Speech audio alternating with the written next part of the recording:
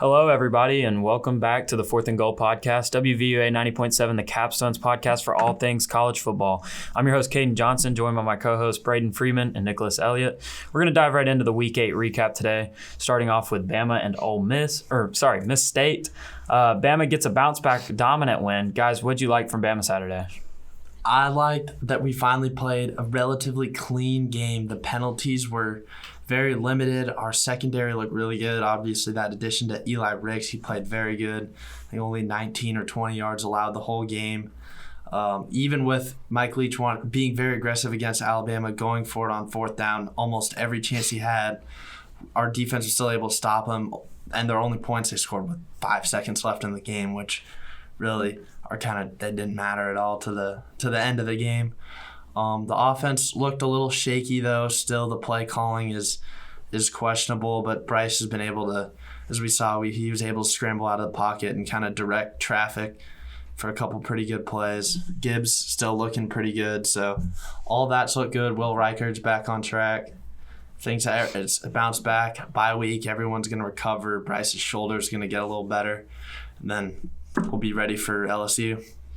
Yeah, I thought it was a clean game from Alabama. I mean, they didn't put their best performance in, I thought, but their defense looked very good. The pass rush, injury depleted up front.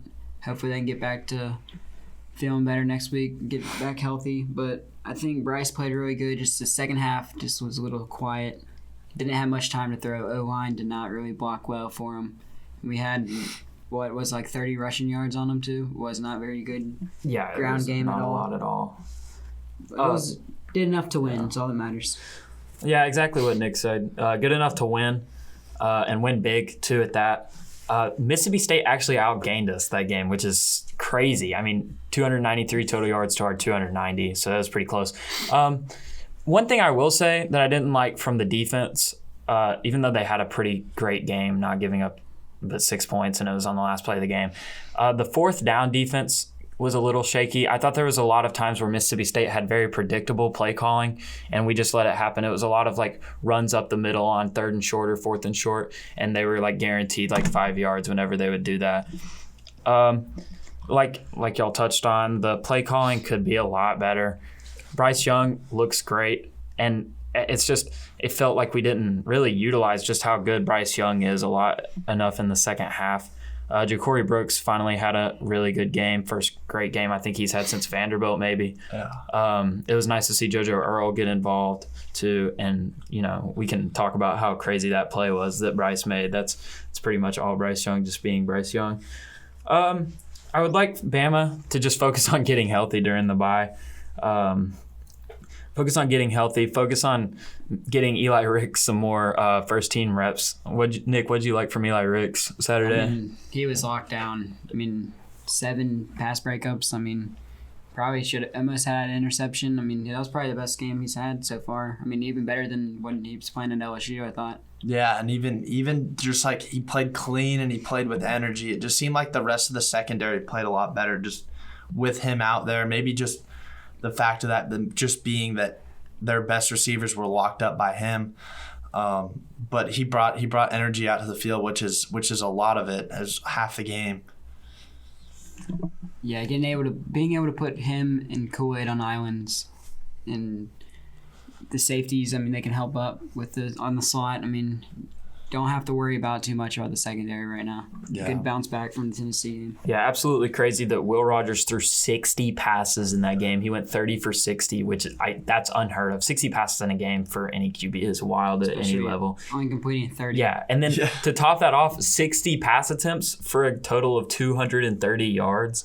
That is also insane. And I think that can largely be credited to the secondary and how much improved they were. It's not hard to be much better than they were against Tennessee, but they definitely did show a lot of signs of improvement, and a lot of that can be thank you to Eli Ricks for stepping in. Moving on to probably one of the most exciting games of the day. This was a crazy one. Syracuse and Clemson. Clemson was able to come out with the win thanks to putting in Klubnik. I don't know. I was really high on DJ, or I was starting to get higher on DJ. He had started to elevate his play a lot, but the turnovers for Clemson were awful. It is an absolute blessing that they did not lose this game. This one was just set up for them to lose. This was a team that's one of the best in the country as far as turnover margin, and they had 4 today and only forced 1 from Syracuse, and it was on the final drive. What did you guys think about Clemson today? I thought that they played exactly how me and you thought that they were going to play last week. I think an 11 a.m. game, we saw that every time there's an 11 a.m. game, there's always a chance for one team to come out a little sluggish. The offenses are usually slow, making sloppy plays in the first half. That's exactly what we saw. DJ didn't really look that good. I think it's hard to say that they go to Klubnik just because DJ's gotten them so far this year. But maybe that they give him a chance. I mean, it's one of those things that they can't really work out their playoff chances. Like, they're not going to win the playoffs if they can't figure out who their quarterback's going to be at this point in the year. Yeah. Yeah, I mean, I thought their offense, I mean, they were moving the ball pretty well. I mean, they would get down in the red zone, but you can't have red zone mistakes. I mean, especially turnovers that lead to points right off the bat. And then I think they stick with DJ moving forward. Even Klubnik said after the game that this is DJ's team. I think that it is his team for this season. I think they're going to have to find ways to win with him still. I mean, their defense has still been a little shaky. Especially nowadays, this is an offense game. Defense still wins championships, but offense, you need a quarterback. And Clemson, I think they're still a playoff team, but I don't know if they'll be able to win it all. Yeah, I think it's a little too late in the year for a QB switch. I think everybody can agree on that. A quarterback controversy at any level is not good for a team. And I think Klubnik knows that, and I think Dabo knows that, and I think that's part of why they're reassuring DJ that this is his team. And I think that's the smart move. You know, Cade's really young, true freshman. DJ's been there. He knows the system.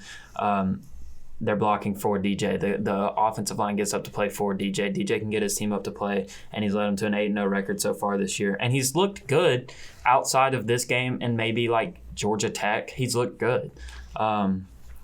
Will Shipley had a great game as well. He continues to be one of the best running backs in college football. There just wasn't – Syracuse just didn't do enough to pull off an upset win. I think that's what this game boiled down to. If you want to beat a powerhouse team like Clemson, you got to play a lot better. And one thing that I've noticed from Syracuse is that they're not getting their guys the ball enough. They're not getting Sean Tucker the ball enough. Sean Tucker only having 5 carries in a game, especially in a game against Clemson, that they led for the most part too, is absolutely wild. What did you guys think about the running attack from Syracuse with 21 carries from Garrett Schrader on a lot of QB power and then just 5 carries from Sean Tucker? Yeah, I mean, Sean Tucker definitely should have had more carries. I mean, he was getting involved in the passing game, which is good, but you got to give him the ball. He's one of your best playmakers, especially. I mean, Garrett Schrader is good with his legs, but you can't have him running it for 21 carries. Yeah, they definitely should have gotten more involved, but I do see the game plan because Clemson probably went out there knowing that they were going to run the ball a lot on them, and if that's all they did, they only gave it off to Tucker, and they focused on the ground game, they probably wouldn't have gotten where they gotten. Even with all the turnovers, Clemson's defense seemed to be a little bit more locked down on the run game, and the pass game is where most of those yards got let up, and quarterback run plays, obviously, with the 21 carries, so... Yeah, Sean Tucker actually averaged 10 yards per carry, 5 carries for 54 yards. Did get involved a little bit in the passing game, but, there wasn't really too much of a passing game in general. Garrett Schrader only threw 26 passes and completed 18 of them for just 167 yards. It just felt like Syracuse got the lead, and we've seen this a few times in games that could be upset games and then don't end up resulting in the upset. It felt like Syracuse kind of got the lead and then just went into playing not to lose instead of trying to pull off their upset. And that's what Clemson capitalized on. You see Will Shipley had a big run to take the lead. Cade Klubnik made an insane play on a 2-point conversion. And, yeah, I mean, that all just leads to Clemson hanging on. They made it through the gauntlet. Yeah. I think the one more thing on this game is that Syracuse really took advantage of the short field off those turnovers. Yeah. And that's probably shows what their offense is. I mean, the defense played really good. They gave up so many penalties late. Yeah, the penalties, some really killed them. Some think, could be a little bit questionable on a couple of the roughing the passers, and then a missed one on Clemson that was really game-changing. But we're not here to blame refs. I don't really think that you can blame the refs on this one. The refs could have changed the game a little bit, but Syracuse, in my opinion, just didn't really play good enough to where I can say that they deserved to win this game. But I will say that this Syracuse team, is a good team. This is probably one of the better teams in Syracuse's team history. And looking at their schedule ahead, they got Notre Dame, Pittsburgh, Florida State, Wake Forest, and BC. They could realistically finish the year 10-2 or 9-3. As for Clemson now, Clemson made it through their gauntlet. They round out the year with a bye week this week, and then Notre Dame, Louisville, Miami, and South Carolina. And, I mean, really, for God forbid a South Carolina crazy upset, which that game's looking a little bit better now, but Don't sleep on other the than Notre that, Dame, yeah. the Notre Dame trap game. Is it? I mean, it's in South Bend. I think that it could be a trap game, but I don't know. That's just tough. As for Clemson, though, could we go ahead and lock in their spot in the ACC championship and maybe even in the playoffs? Yeah. Yeah. Yes, definitely. Yeah, they got to win out, though, if they're going to go to the playoffs this year. I just don't see any way that they don't win out. Unless Whoever they play in the ACC championship might give them a game, but I still think they'll. I think UNC has a good chance to give them a run for their money. I think so too, just because of that offense. But the thing is about UNC is going to have to play the game of their lives on defense that game. Yeah, their defense is kind of where their weak side is. It's really bad. It's good. I feel like it's going to be a shootout game, though. Yeah. It's crazy that it's week 9 in the ACC and we already basically know what the ACC championship is going to be. Moving on back to the SEC, though, we had a big one, LSU and Ole Miss. Really close game for the first half, and then LSU just ran away with it. I mean, Ole Miss just looked terrible there in the second half. What is the ceiling for LSU as they just it feels like they keep climbing back into the top 25 and then falling right out the next week. What do you guys see as their ceiling this year? I think LSU's ceiling is probably the Sugar Bowl. I agree. I think if they lose to Bama, which there's a good chance of that happening, that they could still finish the year and win out. But I think that they could still be in the Sugar Bowl if also that's probably Ole Miss's ceiling too. But I think that's probably the farthest they'll go this year. I think their ceiling is probably 9-3, 8-4, which is still, I'd say, significantly better year than they probably would have had under Coach O this year. I agree. Especially, better year than I thought they were going to have this year. Yeah, especially after the first game. Everybody thought was freaking out. Thought they were going to be probably a 6-win, 7-win team. No, just Brian Kelly's coaching them great. Yeah. And they're just winning football games down there. Yeah, this is definitely a LSU team that doesn't have the level of talent that, LSU teams recently have been used to, especially on the defensive end. They got a bye week this week and then Alabama, at Arkansas, UAB, and at Texas A&M. It's not crazy at all to say that they'll go 3-1 in those 4 games and be 9-3 and have that Sugar Bowl spot locked up. As for Ole Miss, though, it feels like this was kind of coming for them, right, guys? Yeah. They had been struggling, got some big time struggle wins. Vegas even had LSU winning this one. It just felt like this was kind of coming. What do you guys think that Ole Miss needs to do in the future? I think Ole Miss has just got to settle back down again and try to just keep winning out those tough games. They obviously have a really good ground game that got them as far as they are, but we haven't really seen them get tested with the real opponent till LSU. Their schedule hasn't been too bad besides Kentucky. And then, that was another struggle win. So, I think that they're a good team, but they definitely just have to keep their head down. That's one loss. They still are in a contention for the SEC championship with one win or with one loss, but I don't think that that's their ceiling. I think that I think that's Bama's ceiling right now. Yeah, definitely. I think there might be some losses down the road for them. Their schedule definitely is top heavy towards the end. It was very easy flowing until they reached LSU, and then they got Texas A&M. That's still, no matter Texas A&M, even in Kyle Field, it's still not an easy game. That environment is that was a trap game for us last year. Yeah, and they still got Alabama, and they still got Arkansas, Mississippi State. No easy games left on that schedule for them. And I think they can still go 8-4, 9-3. That's still a good year under Lane Kiffin. Get them back to either an Outback Bowl or something. I mean, Ole Miss. I mean, just see the development of Jackson Dart. I thought he played good. Against LSU. He was starting to pass the ball more. I thought he looked good passing the ball. Just late red zone turnovers, and then the defense just could not get off the field at all. Yeah, 34 passing attempts for Jackson Dart. And it felt like, I think we touched on last episode, we said, a team is going to have to make Jackson Dart sit in the pocket and throw the ball. And throw the ball. And that's kind of what LSU did, it felt like. Quinton Judkins still got 25 carries, and he still had a good game. One of the best backs in the country. But LSU is such a weird team. This is such an inconsistent LSU team, but one thing that they are consistent in really is playing good in the fourth quarter. This team shows up to play in the second half in the fourth quarter every game. They're not a first half team. Yeah, not at all. LSU's pass rush is also insane. Harold Perkins and B.J. Ojulari are definitely big time for them. Yeah. Yep, well, moving on to the Big 12, we had a huge game in TCU and K-State. K-State was absolutely demolishing them. Adrian Martinez goes down. Things get a little shaky. TCU comes back, and TCU wins by 10 after scoring, I think, 28 unanswered, right? Oklahoma State, TCU, it's kind of starting to lean towards looking like that's the Big 12 championship after Oklahoma State got a really nice win against Texas and a great game, too. Are you guys would you guys put your money on right now that it's going to be an Oklahoma State TCU Big 12 championship? I think at this point of the year that with Texas going down to 3 losses now and Oklahoma State being at just 1, right? They're not 2, they're at 1. Yeah. Yeah, they're 1 loss and TCU's at still undefeated. Yep. I think at this point in the year you could probably call it. Although anything can happen, I think maybe TCU drops a game. Even if Oklahoma State drops another game, they're still probably going to be in it over Oklahoma or Texas.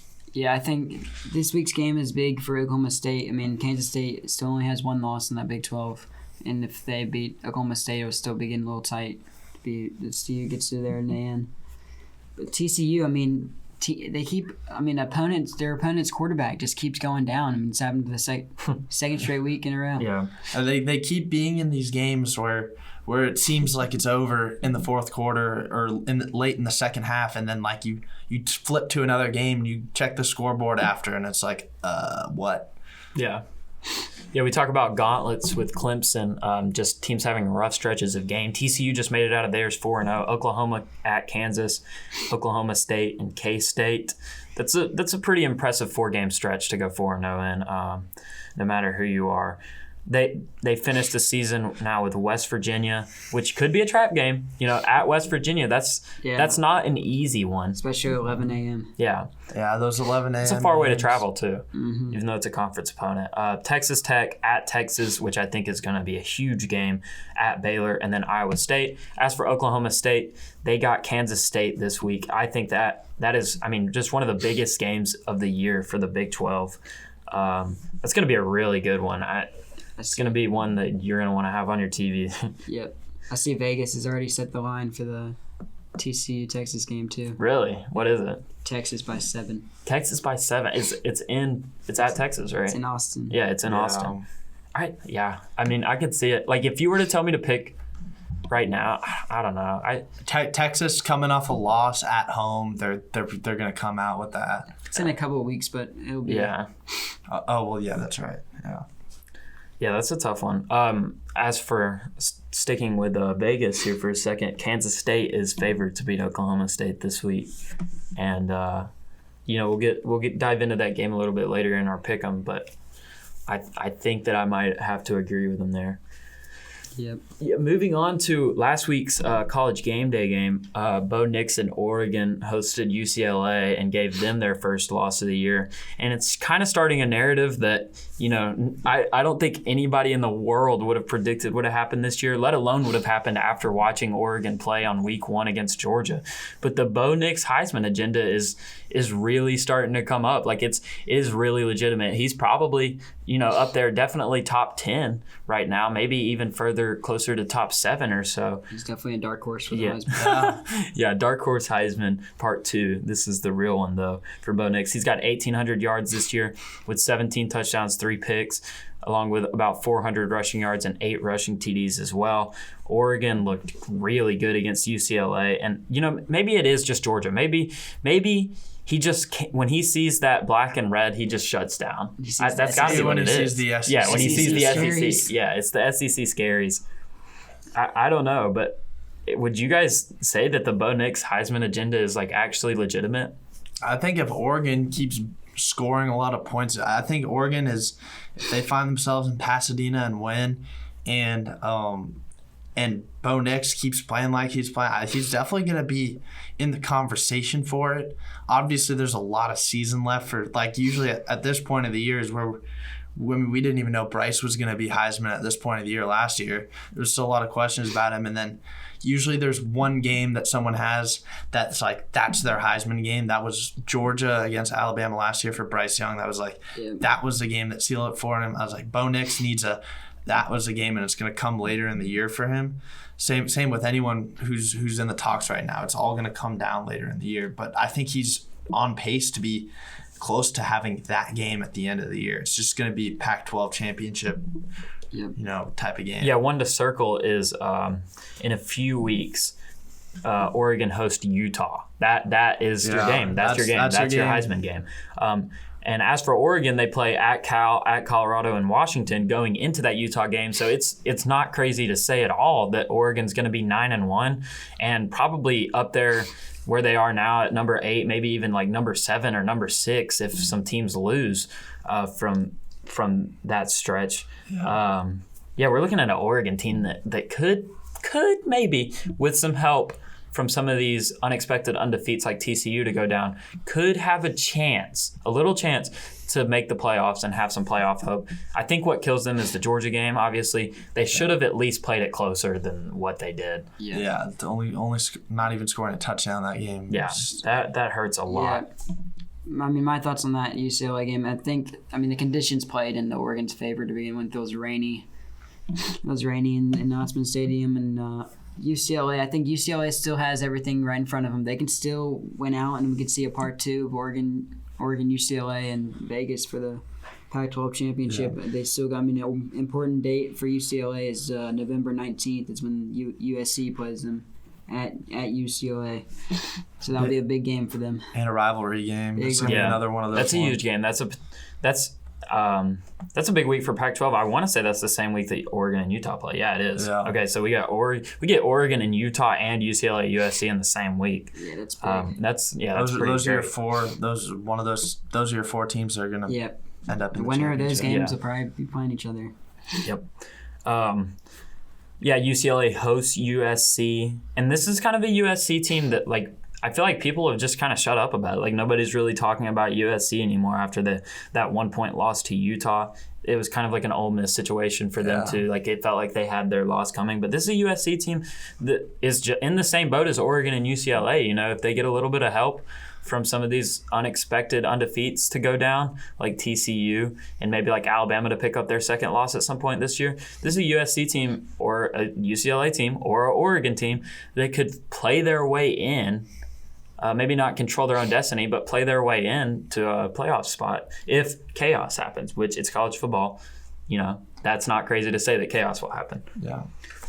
Moving into Player of the Week, I'll go ahead and start us this week. This week is a different one. I've got the running back from Liberty, Day Hunter.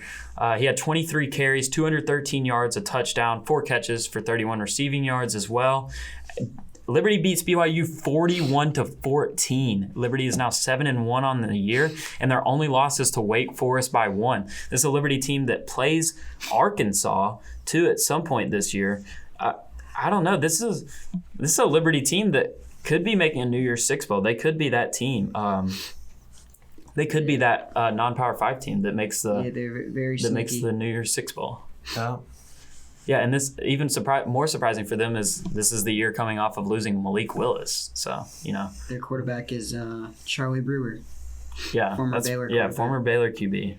It's pretty cool. My player of the week, I got to go with Jaden Daniels. He didn't maybe have the most passing yards, but the 5 total touchdowns really helped LSU seal that victory over Ole Miss. Obviously, we talked about LSU's defense looking really good in the second half, but I mean, you're scoring 5 total touchdowns, 3 rushing touchdowns. I mean, that's gonna help. You're gonna win if your quarterback's throwing 5 balls in the end zone or putting 5 balls in the end zone. Yeah, my player of the week, we're going back to Oregon. We're going Bo Nix, of course. 22, 28, 283 yards and 5 passing touchdowns. I mean, very efficient. He's having fun. I mean, I think if he does keep playing good, he could still be a dark horse to end up in New York. Have to agree with you there. Yeah. All right. Well, moving on to this next segment, we've got contenders and pretenders. So I'm going to name a team, and we're just going to discuss, are they a contender or are they a pretender for having real chances at competing for a national championship. Starting off with Old Rocky Top, we got Tennessee. I'm going to go with contender on this one. Any team that has that level of offense, like 2019 LSU-esque offense, is a contender. We saw it with that 2019 LSU team. They say defense can win you championships, but having a great offense can too, especially when they're that caliber. What do you guys think about Tennessee? I think Tennessee's definitely a contender. That even, if they go down to Georgia, they're still a one-loss team and might sneak in if a couple Big Ten teams lose games. But at this point, undefeated in the year, I still got to play Georgia on the road. But I'm high on Tennessee. I think any team that beats Alabama is good enough to at least make it to the playoffs. And Tennessee's got one of the harder schedules out of anyone in the SEC. So they've proven themselves to be a contender for that playoff spot. Maybe, I don't know yet, national championship, but I mean, if you're in the playoffs, you're contending for that. So yep.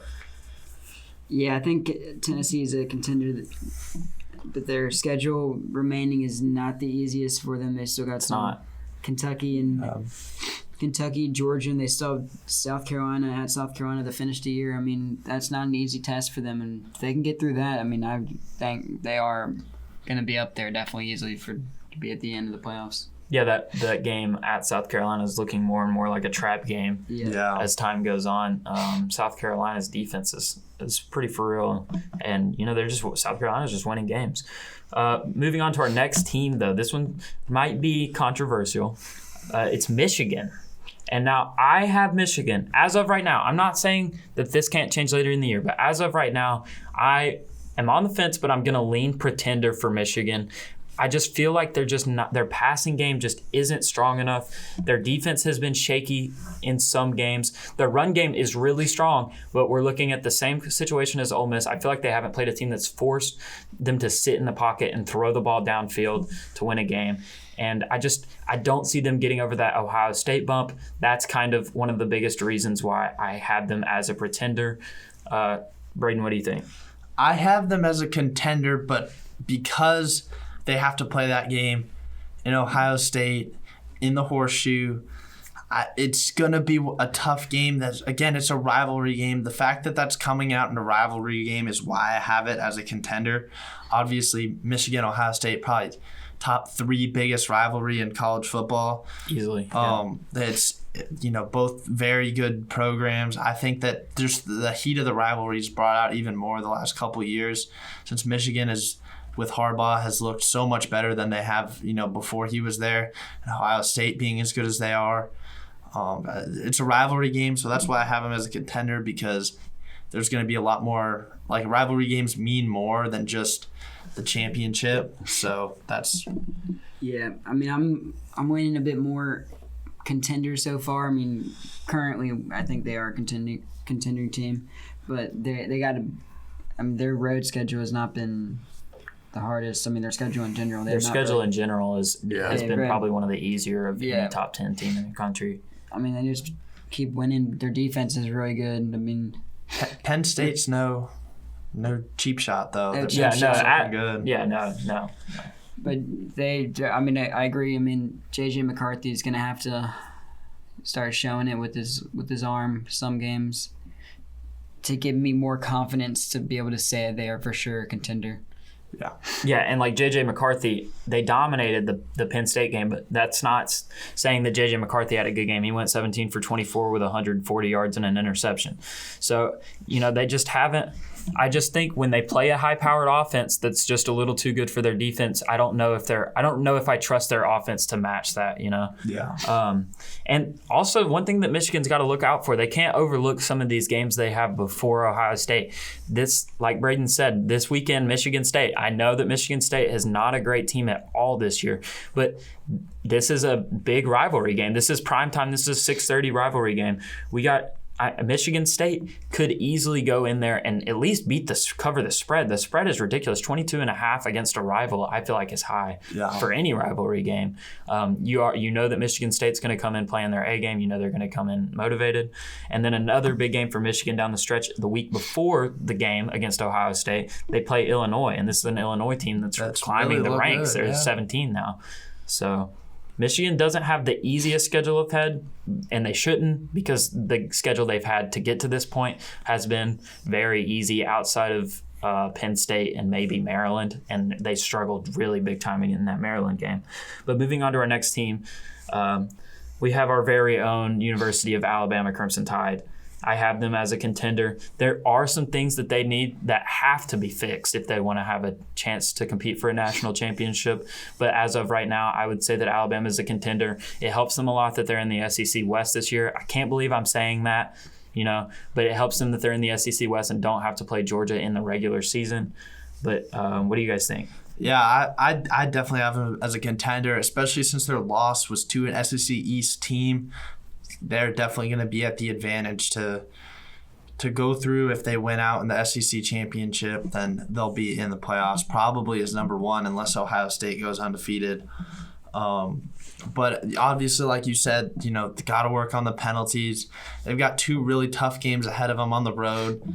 One's that against an LSU team that's been looking really good. At night. Yeah, at night. Yeah, that stadium is definitely, anything can happen in Death Valley. And then same with Ole Miss. Ole Miss on the road's another tough one. I think the bye week's going to help a lot, and they're going to get those kinks kind of sorted out. And I think that Tennessee's a lot better than people gave them credit for when we went there on the road. So hopefully that's, not the case with LSU or Ole Miss. But, at this point in the year, they're still a contender. They're still at one loss, and they have the talent. It's just whether or not they make the mistakes or they don't make the mistakes. Now, correct me if I'm wrong, but I think that if Alabama beats LSU and Ole Miss, they clinch, right? They clinch the SEC West. Yeah, that's what I was saying. Okay. Yeah, I think Alabama is a contender. Any team with Bryce Young, you're a contender. He's probably the most valuable player to a team in college football right now. Yeah. Mm-hmm. And, I think this bye week was probably the perfect bye week you could have after 8 tough games. Especially you could tell with all the injuries on the D-line, especially Justin Eboigbe being out for the season. Yeah, that's bad, terrible injury. Hopefully he has a speedy recovery. And, defense, especially Elias Ricks emerging in that secondary. Tough weeks coming up, especially against some high-powered offenses. But I think Alabama's just going to keep going through and end up in Atlanta. All right, next up we got Clemson. I have Clemson as a contender right now, and that can partially be thanks to their easier rest of season schedule and their defense. Their defense is so elite. Anytime you have a defense that good, I feel like you can compete for a national championship. Braden, what do you think? Yeah, I have them as a contender. They pretty much have gotten through the toughest part of their schedule. If the Notre Dame game could be a trap game, obviously playing there is definitely, South Carolina maybe. South Carolina could be too. I think Clemson's, at this point in the year, looks like that they have gotten through that tough part of the schedule. Yeah. They have to win out. I think that's the biggest one for the non-SEC teams right now is that they have to win out. Yeah, any team from the ACC has to be undefeated to make the playoffs, and I feel like that's Pac-12 and so. Same with Pac-12. It feels like a lot of times. I'm a surprise. I'm gonna go pretender. That's the big thing is quarterback. If they didn't not have consistent quarterback play, that's just my big thing right there. Yeah.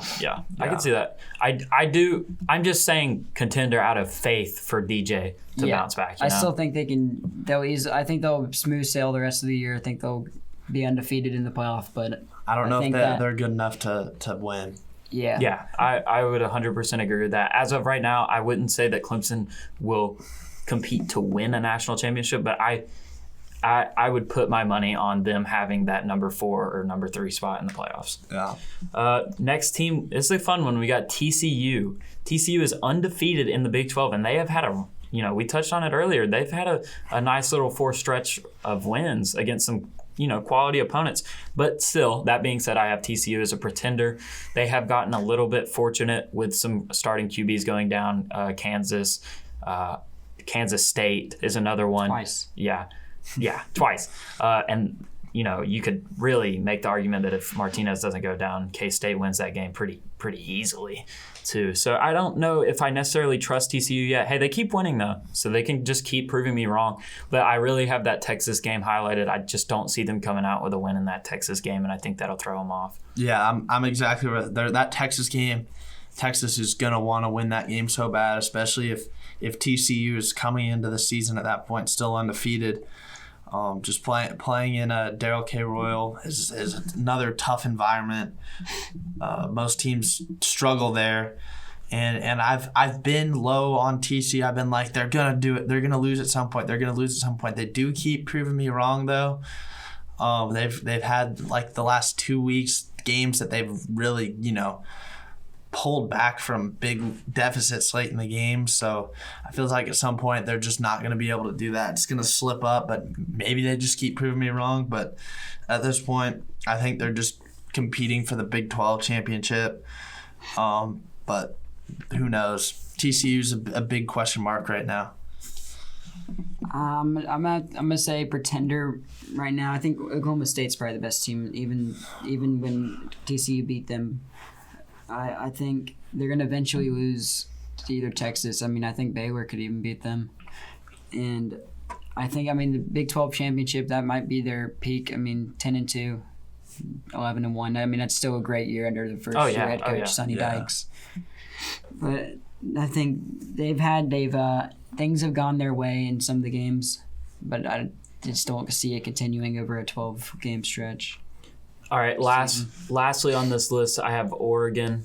I'm going to confidently say pretender on this one. I do think that Oregon is a much improved team, but I still think you put them against a powerhouse and they've collapsed, just like we saw week 1 against Georgia. Maybe not to the 49-3 extent, but I think that some of these top-tier teams beat them by 2 touchdowns.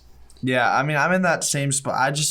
I think that as a SEC team with how good, with Alabama, Georgia, and Tennessee, and even Ole Miss, don't count Ole Miss out still at 1 loss. You have 4 teams at 1 loss at this point in the year, 4 teams with 1 loss or less at this point in the year. I think that you have to be undefeated if you're going to be in the playoffs. You're not in the SEC.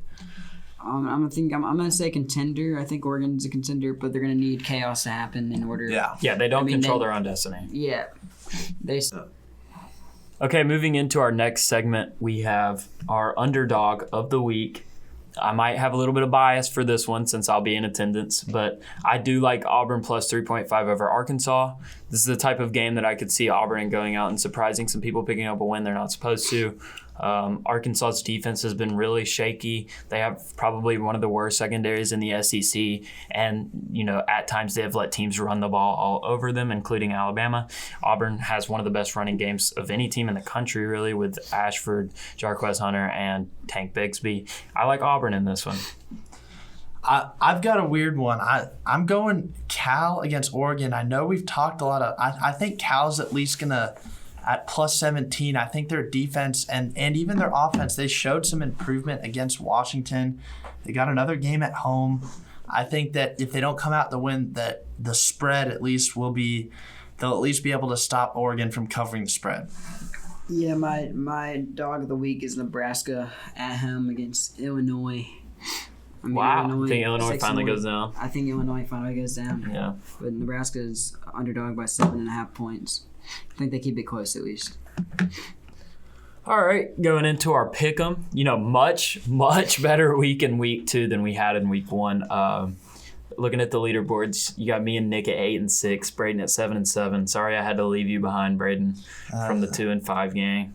Very unfortunate. I left you behind from it too. Oh yeah. We could say it both ways. Well, we got a good slate of games ahead of us here. We'll go ahead and get right in. Starting at 11 a.m., we've got the number 2 ranked Ohio State playing at Penn State. Ohio State by 15.5 is the line for this one. Is it a whiteout game? Do you guys know? Last week was. Last week was a whiteout. I know that, but it's 12 o'clock. Yeah, I just don't see a whiteout. Yeah, they don't. They only do one whiteout. Oh, they do? Yeah. Is that okay? It could be a white and blue. Checkerboard. Checker. Yeah. But I do like Ohio State in this one. I think Penn State kind of got exposed against Michigan. They had a good bounce back win against Minnesota, but that's been a shaky Minnesota team too. I do like Ohio State this one, and I would probably even say that they cover the spread of 15.5 as well. I think C.J. Stroud has a good game. Yeah, I definitely think Ohio State's going to win. I think that they won't cover the spread though. Beaver Stadium is the number one hardest environment probably to play in all of college football. And I think that I'm a strong believer in that crowd can affect play more than, anything besides, obviously what happens on the field. But I think that Ohio State's going to run up a couple penalties that could, make the game a lot closer than it really needs to be. But I think they still come out with the win.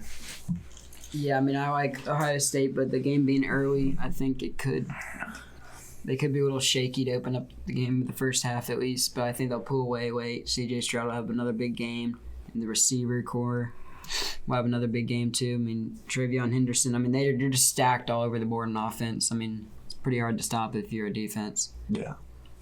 Yep. Next game, we've got the Cocktail Bowl, 2:30. Florida versus the number 1 Georgia team in Jacksonville. The line for this one's Georgia by 22.5. I think that is pretty high. I talked about earlier about how, some of these lines are getting a little high for them to be rivalry games, and I think that Florida covers in this one. I think Anthony Richardson, has a good game. I do like Georgia winning, though. But I think that it's going to be closer than some people think. I think Georgia has another one of those hiccup games, like Missouri or Kent State, where they don't play really as good as they should be playing. I do like Georgia, though, maybe by a couple of touchdowns. I was going to do this for underdog of the week, but I didn't want to have it be my underdog of the week and my pick 'em. But I'm going to go with Florida. Like you said, I think this could be a hiccup game. Georgia has looked beatable all year, except for maybe, the South Carolina and Oregon game. I mean, Georgia is a beatable team, and I think Florida, they're in the point of the year where they really need to beat a team like Georgia if they're going to, want any sort of good bowl. And I think that Florida could definitely come out with it. Yeah, I think this is definitely a look-ahead spot for Georgia. I mean, they're definitely looking ahead next week to Tennessee coming in town. But I think they'll win by 14, 17 points. I think they'll struggle, especially with their injuries. They're a pretty injury-plagued team as well. Yeah. And I think for Florida to win, Anthony Richardson just has to have the game of his life. Yeah, he does. He has to have another Utah. Well, even better than the Utah game probably. Yeah. Which, I'm not counting that out. He definitely has that potential in him. Yeah, I mean, you'd be number 7 at the time Utah team. Yeah. Yep. Moving into our next game, we got some Big 12 action. One of the biggest games of the year in the Big 12, actually. 2:30 kick. It's Oklahoma State at Kansas State. Kansas State is favored in this one, and I am rocking with the Wildcats. The Wildcats have had a couple of games this year where they lose that lead late, and I like them today. I like them holding on to that lead today this Saturday against Oklahoma State, and I like them winning this one. This is a huge game in the Big 12, but in Kansas State, Oklahoma State's had too many close games. I'm rocking with K-State in this one. Yeah, as many close games as Oklahoma State's had, I think that they still do come out with it. I really think that Texas with Quinn Ewers is a very respectable win, especially when there was a point in that game in the fourth quarter where I thought it was over. But Oklahoma State is another team that has found themselves in a couple of games lately, Texas and TCU, where it's just they come back. And same with Kansas State. They've blown those, but Oklahoma State has won those. So it's going to be who's going to come out in the fourth quarter, I feel like. And I think that Oklahoma State is a better fourth quarter team than Kansas State. Yeah, I'm going to have to go back to last week. I mean, Kansas State let me down, but I think I'm going to go back to them. Kansas State's going to win this game. And Adrian Martinez, if he's playing this game, I think they'll win. They have that crowd behind them, and I mean, he's been good. I mean, they were looking good against TCU, and then injuries happen in sports, and I think they'll win that game. All right, next game, we got some non-Power 5 action here. 20th ranked Cincinnati at UCF. These are two pretty storied programs, especially over the last decade or so. I do like Cincinnati in this one. I think Cincinnati has been a really sound team all throughout the year this year. They're getting better as the year goes on, ever since that loss to Arkansas.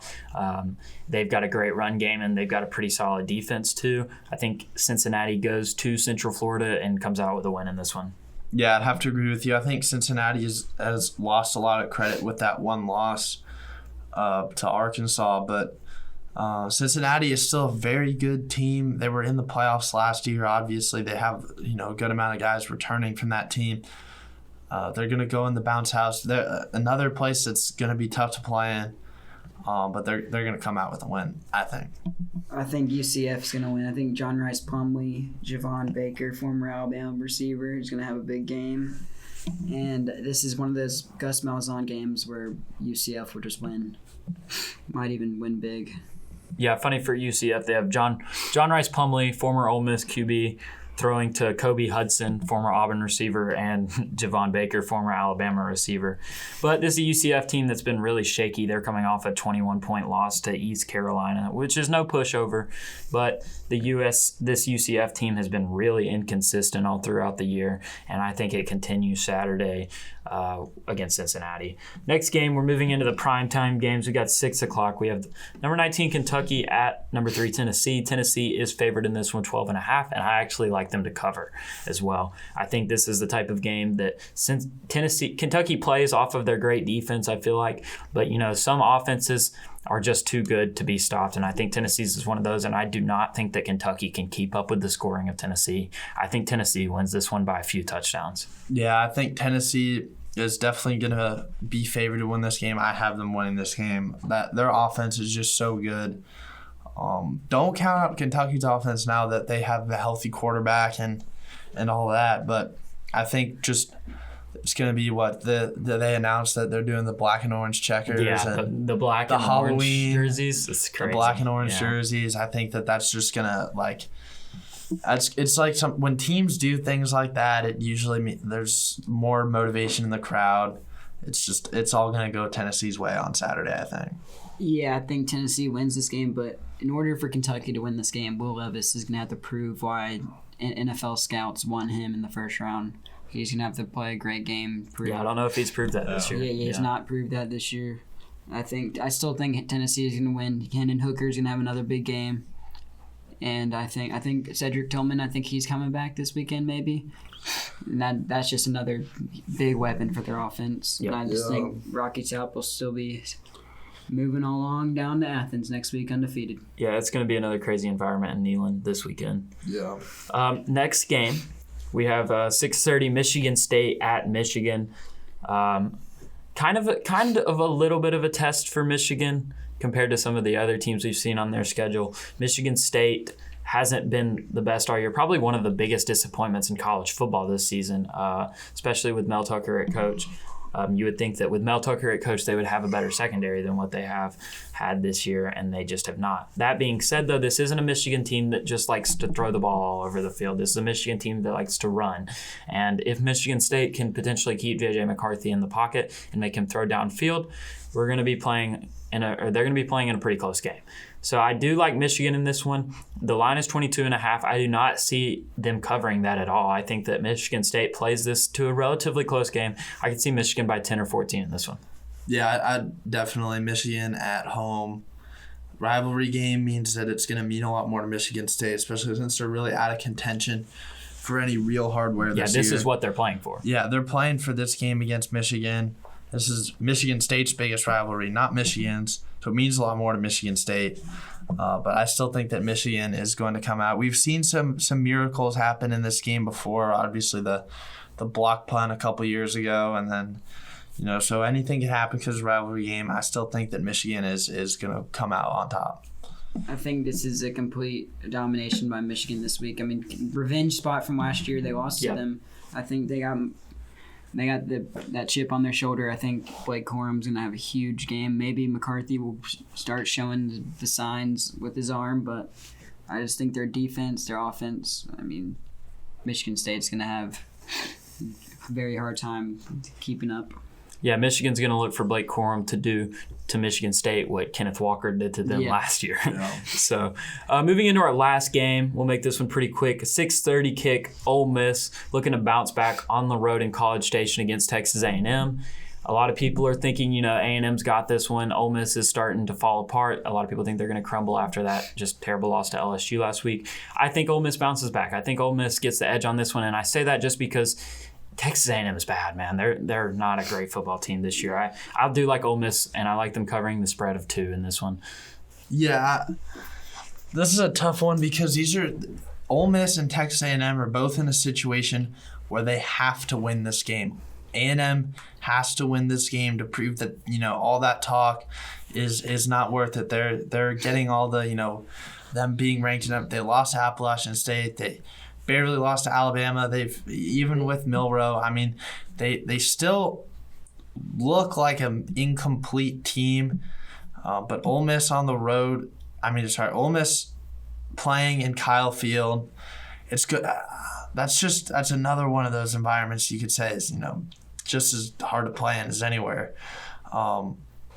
It's gonna. I really like. It could be a 2-3 point game, but I'm gonna go with Texas. Texas A&M has a lot more to prove than Ole Miss does, and I feel like that they've come off of such a rough stretch that they're gonna have to. They have to win this game. I mean, I'm gonna go with Texas A&M, but Texas A&M's got to win this game just to make a bowl game.